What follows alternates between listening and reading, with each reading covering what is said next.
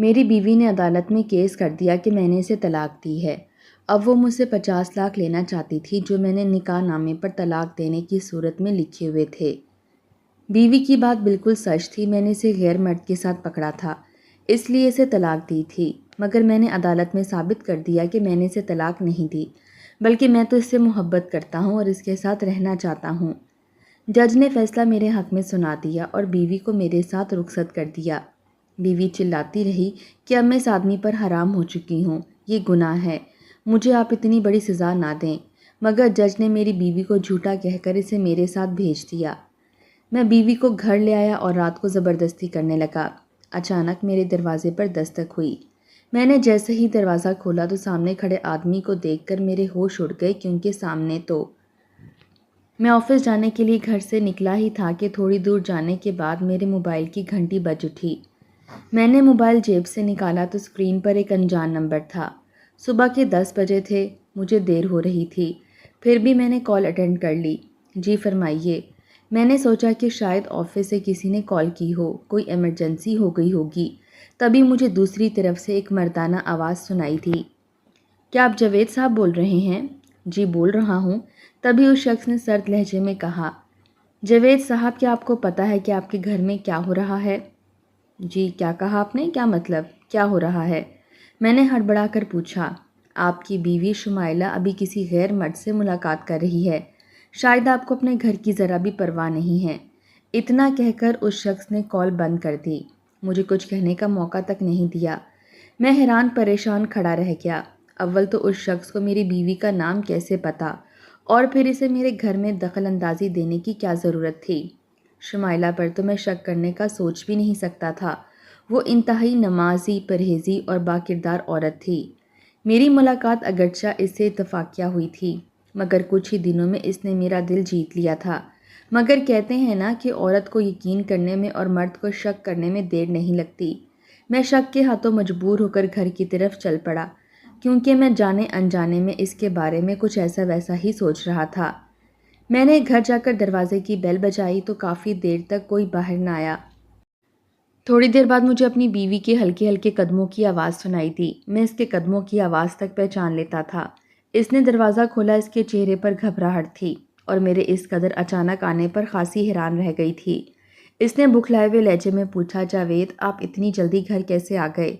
میں نے اس کی بات کا جواب نہ دیا اور آگے بڑھ گیا۔ شمائلہ مجھے کوئی ضروری کام پڑ گیا تھا، اس لیے آنا پڑا۔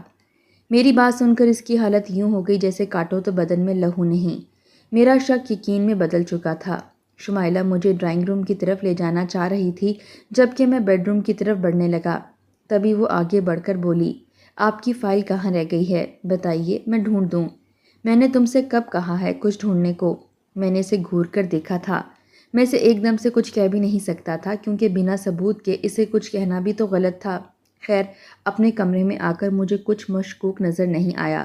سب کچھ دیکھنے کے بعد میں واپس جانے کے لیے بڑھ ہی رہا تھا کہ میری نظر ٹیبل پر رکھی مردانہ گھڑی پر پڑ گئی، اور یقیناً یہ گھڑی کسی آدمی کی تھی، کیونکہ میں یہ گھڑی نہیں پہنتا تھا۔ تبھی میں نے شمائلہ کی طرف سوالیہ نظروں سے دیکھا۔ وہ گھبرا گئی اور بولی، ارے جاوید، آپ نے میرا سارا سرپرائز خراب کر دیا ہے، یہ گھڑی میں نے آپ کے لیے لی ہے۔ شمائلہ نے بات بناتے ہوئے کہا، جبکہ میری نظر واش روم کے بند دروازے پر جا کر رک گئی۔ وہاں کون ہے؟ میں نے سرسری سے انداز میں پوچھا۔ ارے وہ کام والی ہے، دوسرے واش روم میں پانی نہیں آ رہا تھا تو وہ ادھر چلی گئی۔ شمائلہ نے ایک اور جھوٹ بولا تھا۔ ابھی میں نے اتنا کہا ہی تھا کہ کام والی مائی کمرے سے اندر آ گئی۔ شمائلہ کا رنگ زرد پڑ گیا۔ میں نے کام والی مائی کو باہر جانے کا کہا اور واش روم کے دروازے پر گھونسے مارنے لگا۔ اندر سے کوئی آواز نہیں آ رہی تھی اور دروازہ بھی مسلسل بند تھا۔ میں دروازے کو مسلسل دستک دیتا رہا، مگر بے سود۔ بالآخر مجھے دروازہ توڑنا ہی پڑا۔ خیر، میں نے جیسے تیسے کر کے دروازہ توڑا تو اندر سے میری ہی عمر کا ایک مرد چھپا بیٹھا تھا۔ تبھی میں نے اسے گریبان سے پکڑا اور جھنجھوڑ کر کہا کہ تمہیں شرم نہیں آتی کسی کی عزت پر ہاتھ ڈالتے ہوئے؟ اگر تم میں ذرا سی بھی غیرت ہوتی تو تم میرے پہلی بار دروازہ کھٹکانے پر دروازہ کھول دیتے۔ ڈر کیوں رہے تھے مجھ سے؟ میں تم سے نہیں ڈر رہا تھا، مجھے شمائلہ کی فکر تھی۔ اس نے میری بیوی کی طرف دیکھتے ہوئے کہا۔ اس کی آنکھوں میں ایک عجیب سی چمک تھی۔ شمائلہ بھی کچھ نہ بولی، جیسے اسے یہ سب دیکھ کر اچھا لگ رہا ہو کہ دو مرد اس کے لیے پاگل ہو رہے ہیں۔ مجھے شمائلہ پر غصہ آیا۔ شمائلہ کون ہے یہ؟ تم بولتی کیوں نہیں ہو؟ یہ کیا بتائے گی؟ یہ تو تم سے تنگ آ گئی ہے، مجھ سے محبت کرتی ہے، اس لیے روز مجھ سے ملتی ہے۔ تمہارے بیڈ روم میں ہماری ملاقاتیں کتنی بار ہو چکی ہیں۔ پھر اس آدمی نے ایسی کچھ بیہودہ باتیں کہیں کہ میرا پارا چڑھ گیا۔ میں نے شمائلہ سے اس کی تصدیق چاہی تو وہ خاموش کھڑی رہی، جیسے اسے کسی بات کا علم ہی نہ ہو۔ تبھی میں نے اسے ایک تھپڑ رسید کیا اور 3 بار طلاق دے کر گھر سے نکال دیا۔ شمائلہ کے چہرے پر کوئی ملامت نہیں تھی۔ میں گزرے ہوئے دنوں کو سوچنے لگا۔ آج میرا گھر ویران اور سونا سونا سا لگ رہا تھا۔ شمائلہ سے لاکھ دوری سہی، مگر اس کے جانے کے بعد میں اسے شدت سے یاد کر رہا تھا۔ اسے گئے ہوئے 3 دن گزر چکے تھے۔ میرے دماغ میں ماضی کا ایک ایک لمحہ کسی فلم کی طرح چل رہا تھا۔ میں ایک دن اپنے گھر میں اکیلا بیٹھا اخبار پڑھ رہا تھا کہ دروازے پر دستک ہوئی۔ تبھی شمائلہ لوٹی پھوٹی حالت میں مجھ سے کام کے نام پر بھیک مانگتی نظر آئی تھی۔ میں ویسے اپنے بارے میں بتاؤں تو میں ایک نیوز چینل میں کام کرتا ہوں۔ میں نے ہمیشہ عورت کا ایک ایسا روپ دیکھا ہے جس کے بعد عورت کے وجود سے ہی نفرت ہو جاتی ہے۔ ناچتے ہوئے وجود جن میں حیا نام کی کوئی چیز نہیں ہوتی، مجھے بالکل بھی اچھے نہیں لگتے تھے۔ میں شادی بھی نہ کرتا اگر مجھے شمائلہ ایک نوکرانی کی صورت میں نہ ملتی۔ شمائلہ انتہائی خوبصورت تھی، نماز روزے کی پابند تھی۔ اس نے میرے گھر میں رہتے ہوئے نہ صرف میری زندگی کو سکون بخشا بلکہ وہ ہر وقت نماز روزے اور ذکر اذکار میں مصروف رہتی تھی۔ اس کے اسی کردار نے مجھے اسے شادی کرنے پر مجبور کیا تھا۔ اس گھر میں رہتے ہوئے اس نے ایک بار بھی میرے سامنے اپنے سر سے دوپٹہ نہیں اتارا تھا۔ اس کی یہی باتیں تھیں جو میرے دل میں اتر گئی تھیں۔ مگر آج میں نے شمائلہ کا وہ روپ دیکھا تھا کہ مرتے دم تک عورت کی ذات سے اعتبار اٹھ گیا تھا۔ وہ اس قدر بد کردار ہوگی میں نے سوچا بھی نہیں تھا۔ مگر ابھی یہ سب ختم نہیں ہوا تھا کہ ایک دن گھر آیا تو مجھے عدالت کی طرف سے ایک نوٹس ملا۔ میں نے لفافہ پھاڑ کر وہ پڑھنا شروع کیا تو میرے پیروں تلے سے زمین نکل گئی۔ شمائلہ نے مجھے عدالت کی طرف سے نوٹس بھیجا تھا اور وہ اپنے حق مہر کا تقاضا کر رہی تھی۔ مجھے آج بھی وہ دن یاد ہے جب شمائلہ نے ایک بار خود کو گھٹیا اور مجھے آسمان کا ستارہ کہا تھا۔ تبھی میں نے شمائلہ سے وعدہ کیا تھا کہ میں حق مہر کی طور پر تمہیں 50 لاکھ لکھ دوں گا۔ تمہیں اپنی قدر تب پتہ چلے گی جب تم اپنی جاننے والی سبھی عورتوں سے زیادہ حق مہر کے ساتھ میرے نکاح میں آؤ گی۔ اس بات پر شمائلہ بہت خوش ہوئی تھی۔ میں نے اس کا دل جیت لیا تھا، مگر آج یہی حق مہر میرے لیے ایک مصیبت بن گیا تھا۔ میں پریشان ہو گیا تھا کیونکہ یہ رقم مہیا کرنے کے لیے مجھے اپنا گھر بیچنا پڑتا، جو میں ہرگز نہیں بیچنا چاہتا تھا۔ یہ میری مرحوم والدہ کی نشانی تھی۔ بہرحال میں نے اپنے ایک وکیل دوست سے مشورہ کیا، تب اس نے مجھے ایک ایسا مشورہ دیا جس نے میری زندگی آسان کر دی۔ اب میں مطمئن ہو کر بیٹھ گیا اور اگلے نوٹس کا انتظار کرنے لگا۔ 15 دن کے بعد مجھے ایک اور نوٹس ملا جس پر مجھے عدالت میں حاضر ہونے کا کہا گیا تھا۔ میں عدالت میں حاضر ہوا۔ میرے انداز بالکل مطمئن تھا۔ میں نے وکیل کے سبھی سوالوں کے جواب اپنے حساب سے دیے۔ جب میری بیوی کی باری آئی تو اس نے مجھ پر طرح طرح کے الزامات لگائے کہ وہ میرے ساتھ رہنا چاہتی تھی مگر میں نے اسے زبردستی طلاق دے دی ہے۔ تبھی میں نے عدالت کے سامنے ایک ایسا موقف اختیار کیا کہ شمائلہ نے بھی مجھ سے ایسی چالاکی کی توقع نہیں کی ہوگی۔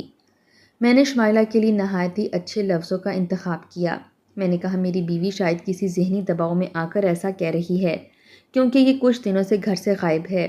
اس کے اغوا ہونے کی رپورٹ میں نے پولیس میں بھی لکھوائی تھی مگر بدقسمتی سے میں اس تک پہنچ نہیں سکا تھا۔ شمائلہ کو شاید ذہنی دباؤ کی وجہ سے ایسی باتیں بولنے پر مجبور کیا گیا ہے کہ نہ ہی میں شمائلہ کو گھر سے نکالنا چاہتا ہوں اور نہ ہی میں اسے طلاق دینا چاہتا ہوں۔ بھلا مجھے اپنی خوبصورت بیوی سے کیا گلہ ہوگا جس کے ساتھ میں نے اپنی مرضی سے شادی کی تھی۔ میری اس بات نے کیس کی کایا ہی پلٹ دی تھی کیونکہ شمائلہ کے پاس ثبوت کوئی نہیں تھا جس سے وہ یہ ثابت کر سکے کہ میں نے اسے طلاق دی ہے، اور پھر میرے دوست وکیل نے بحث کر کے مجھے عدالت میں سچا ثابت کر دیا تھا۔ عدالت کو میرے جواز معقول لگے تھے۔ جج صاحب نے میری بیوی کو میرے حوالے کر دیا تھا جبکہ شمائلہ کہتی رہی کہ یہ سب حرام ہے، مگر جج نے اسے جھوٹا کہہ کر میرے حوالے کر دیا۔ یہ سب میرے وکیل دوست کی وجہ سے ہوا تھا۔ اب عدالت میں کیس ختم ہو گیا تھا۔ شکر ہے کہ مجھے زیادہ تاریخیں بھگتنا نہیں پڑی تھیں۔ بہرحال میں شمائلہ کو لے کر گھر آ گیا۔ گھر آ کر میں نے اسے ایک کمرے میں بند کر دیا، اس پر غصہ کیا اور کہا کہ گھٹیا عورت، میں نے تم پر کتنا بھروسہ کیا تھا، تمہیں ایک نوکرانی سے گھر کی مالکن بنایا اور تم نے کیا کیا؟ تم نے ایک اور آدمی کے لیے مجھے دھوکہ دیا۔ تمہیں کیا لگتا تھا کہ تم مجھ سے جیت جاؤ گی؟ میرا 50 لاکھ روپیہ لے کر مجھے دھوکہ دو گی؟ میں نے اس کا چہرہ اپنے ہاتھوں میں مروڑتے ہوئے کہا اور وہ درد سے بلبلا اٹھی۔ اس کی آنکھوں سے آنسو بہنے لگے، مگر اس نے میری کسی بات کا جواب نہیں دیا۔ میں نے سمجھا اس کا دماغ خود ہی ٹھکانے آ جائے گا۔ میں نے اسے کمرے میں بند کر دیا، مگر وہ سارا دن بھوکی پیاسی پڑی رہتی، کھانے کی کسی چیز کو ہاتھ نہ لگاتی۔ اس کی حالت اب قابل رحم ہو گئی تھی، مگر مجھے کچھ بھی بتانے پر تیار نہیں تھی۔ اس واقعے کے تقریباً 1 ہفتے کے بعد میرے گھر کے دروازے پر دستک ہوئی۔ میں نے دروازہ کھولا تو سامنے وہی جانا پہچانا شخص کھڑا تھا۔ میں اسے کیسے بھول سکتا تھا؟ یہی میری اور شمائلہ کی طلاق کی وجہ بنا تھا۔ وہ آدمی مجھ سے بات کرنا چاہتا تھا، نہ چاہتے ہوئے بھی میں اسے گھر کے اندر لے آیا۔ میں آپ سے ضروری بات کرنے آیا ہوں، اس نے اپنے ہاتھوں کی انگلیاں مروڑتے ہوئے کہا۔ میں جانتا ہوں آپ میری شکل بھی نہیں دیکھنا چاہتے، مگر میں بہت مجبور ہو کر آپ کے پاس آیا ہوں۔ خدا کے لیے شمائلہ کو طلاق دے دیجیے، میں آپ کی منت کرتا ہوں، آپ جو کہیں گے میں کرنے کو تیار ہوں۔ مجھے تو اس شخص پر پہلے ہی غصہ تھا۔ میں نے اسے 1-2 تھپڑ بھی جڑ دیے اور کہا، اب کیوں تمہیں طلاق چاہیے؟ تم نے تو میری بیوی کے ساتھ مل کر عدالت میں کیس دائر کیا تھا، کیا اب تم نے خلا کے نوٹس نہیں بھیجے تھے؟ میں نے اسے طنزیہ کہا تھا۔ تبھی وہ مجھ سے معافیا مانگنے لگا۔ نہیں، میں اسے ہرگز طلاق نہیں دوں گا، میں اسے اسی گھر میں ایک اذیت ناک موت دوں گا۔ میں نے صفاقی سے کہا۔ وہ آدمی میرے پاؤں پڑ گیا۔ ایسا مت کریں، میں اس کے بغیر نہیں رہ سکتا۔ کیوں نہیں رہ سکتے؟ کیا لگتے ہو تم اس کے؟ میں نے اس کی آنکھوں میں جھانکتے ہوئے کہا۔ تبھی اس کے چہرے پر ناگواری آ گئی۔ دیکھیے حضرت، آپ جو شرط کہیں گے میں ماننے کو تیار ہوں۔ آپ شمائلہ کو طلاق دے دیجیے۔ طلاق تو میں پہلے ہی دے چکا ہوں، مگر تم کیوں اس معاملے میں اتنی دلچسپی لے رہے ہو؟ تم جیسے گھٹیا لوگوں کو طلاق اور نکاح کا کیا پتہ؟ تم تو ہر حد کو پار کر کے اپنی خواہش کو محبت کا نام دیتے ہو۔ پھر میں نے کچھ سوچ کر کہا، اچھا میں ایک شرط پر شمائلہ کو چھوڑنے کو تیار ہوں، اگر تم مجھے اس کی حقیقت بتا دو، اور حق مہر میں نہیں دوں گا، بلکہ میرا شادی پر جتنا بھی خرچہ ہوا ہے وہ تم لوگوں کو واپس کرنا ہوگا۔ اس شخص نے میری شرط مان لی، مگر دوسری شرط جس کے مطابق اس نے مجھے اپنی ساری حقیقت بتانا تھی وہ ابھی باقی تھی۔ تبھی اس شخص نے اپنی کہانی سنانا شروع کی۔ کہنے لگا، میرا تعلق ایک نوائی علاقے سے ہے، اور میری بیوی اور میں محبت کی شادی کر کے شہر میں آ کر آباد ہو گئے تھے۔ شہر آنے کے بعد ہم نے گاؤں کی رسم و رواج کو بھلا دیا تھا۔ وہیں پیسے کمانے کے چکر میں ہم اپنی اخلاقی حدود کو بھی پار کر بیٹھے تھے۔ ہم دونوں میاں بیوی نے ایک ایسا شیطانی کھیل بنایا جس نے ہم دونوں کو امیر کر دیا تھا۔ یہ ایک ایسا کھیل تھا جس میں مجھے بھی لطف آتا تھا۔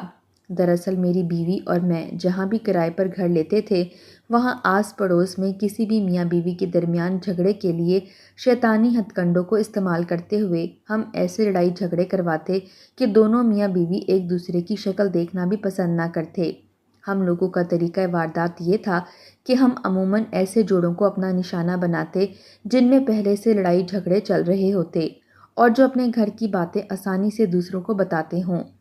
میری بیوی لوگوں کی بیویوں کو بھڑکاتی، جبکہ میں شک پیدا کرنے کی خاطر مردوں کو ورغلاتا تھا۔ کئی بار یہ جوڑے ایک دوسرے سے صلح کر لیتے، مگر اکثر میں طلاق واقع ہو جاتی۔ میری بیوی ہمدرد بن کر حلالہ کے لیے ان دونوں کو آمادہ کر لیتی۔ حلالہ کے لیے میرا نام لیا جاتا، اور میں جو بخوبی اس کام میں ماہر تھا فوراً سے حامی بھر لیتا۔ یوں ہمیں ان کے حلالے کے عوض اچھی خاصی رقم مل جاتی تھی۔ کیونکہ حلالے کے بعد ہم اکثر طلاق دینے میں تاخیر سے کام لیتے تھے، تب وہ لوگ ہماری مطلوبہ رقم ادا کر کے طلاق کا تقاضا کرتے۔ ایک بار ہم دونوں میاں بیوی نوکر اور نوکرانی بن کر ایک بڑے بنگلے میں گئے۔ یہاں کی مالکن انتہائی خوبصورت تھی۔ میں نے اس کے شوہر کو بدگمان کرنے میں خاصی محنت کی تھی۔ اس کا شوہر خاصا غصے والا تھا، مگر نہایت امیر آدمی تھا۔ مالکن کم عمر تھی اور یہ شخص اس کے ساتھ برا سلوک کرتا تھا۔ میری بیوی کو معلوم ہوا کہ یہ شخص اپنی بیوی پر غصہ کرتا ہے، اور اس کی بیوی کبھی اس کے غصے کا جواب تک نہیں دیتی تھی۔ بس اسی بات پر ان کا رشتہ قائم تھا۔ میری بیوی نے مالکن کو سمجھایا کہ میرا شوہر میرے ساتھ کبھی غصہ نہیں کرتا، تم بھی انسان ہو، اپنے حقوق کا استعمال کرو، اتنی خوبصورت عورت ہو، کیوں اتنا غصہ سہتی ہو؟ تبھی مالکن اپنے شوہر سے بدگمان ہو گئی۔ ایک دن اس نے اپنے شوہر کے سامنے غصہ کیا تو وہ غصے کا تیز آدمی اس نے اس عورت کو طلاق دے دی۔ ہمارا مقصد پورا ہو گیا، مگر پھر یہ شخص اپنی بیوی کو طلاق دینے کے بعد پچھتانے لگا۔ تبھی میری بیوی نے حلالے کا راستہ ان دونوں کو بتایا۔ حلالہ پورا کرنے کے بعد وہ عورت میرے نکاح میں آ گئی۔ میں نے اسے کچھ اس طرح سے اپنے جھوٹے پیار کے جال میں پھنسایا کہ وہ میری باتوں میں آ گئی۔ اب وہ مالک کے پاس دوبارہ جانے کا نام نہیں لیتی تھی، جبکہ میری بیوی کو بھی شک ہونے لگا تھا کہ میں اس عورت کے بارے میں کچھ زیادہ ہی سنجیدہ ہو گیا ہوں۔ وہ مجھے طلاق دینے پر اصرار کرنے لگی، مگر میرا دل نہ کرتا تھا کہ اسے چھوڑ دوں۔ اتنی خوبصورت عورت سے بھلا کس کا دل اتنی جلدی بھرتا ہے؟ میری بیوی کو یہ بات بری لگی، ہم دونوں میں لڑائی جھگڑا ہونے لگا۔ مالکن کو بھی پتہ چل گیا کہ یہ سب ہمارا بچھایا ہوا جال تھا۔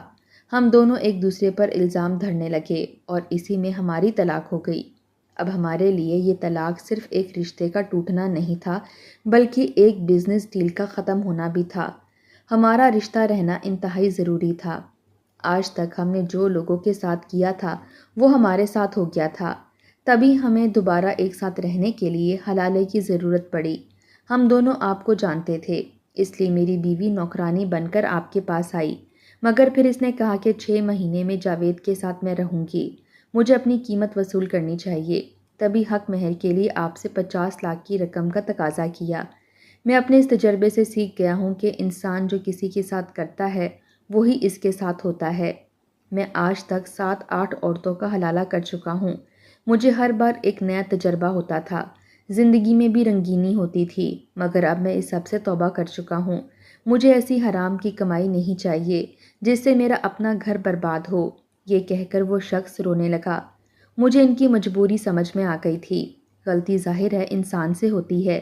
دل تو چاہا کہ اس شخص کو پورے میڈیا پر بدنام کروں اور پولیس کے حوالے کر دوں، مگر اس نے اپنے جرم سے توبہ کر لی تھی اور میرے سامنے ہاتھ جوڑ کر کہا کہ اب وہ ایسا کوئی کام نہیں کرے گا، سو میں نے اسے جانے دیا۔ میں نے شمائلہ کو کسی جرمانے کا نہیں کہا، نہ ہی طلاق کے لیے مزید بلیک میل کیا، ورنہ پھر مجھ میں اور شمائلہ کے شوہر میں کیا فرق رہ جاتا۔ اور ہاں، آپ کو بتاتا چلوں کہ جس آدمی نے اس دن مجھے کال کی تھی وہ کوئی اور نہیں بلکہ شمائلہ کا سابقہ شوہر ہی تھا، اور مجھے بیوقوف کو یہ بھی نہیں سمجھ آئی کہ اس آدمی کو ہمارے گھر کے حالات کے بارے میں کیسے پتہ چلا۔ سچ ہے کہ غصہ انسان کی عقل کے چراغ گل کر دیتا ہے اور اس کا خمیازہ اکثر لوگوں کو حلالے کی صورت میں بھگتنا پڑتا ہے۔ میں شمائلہ کو پہلے ہی طلاق دے چکا تھا، بس اسے بدلہ لینا چاہتا تھا، مگر میں نے اپنا فیصلہ بدل دیا اور شمائلہ کو اس آدمی کے ساتھ بھیج دیا، اور پھر 6 ماہ بعد میں نے دوسری شادی کر لی تھی۔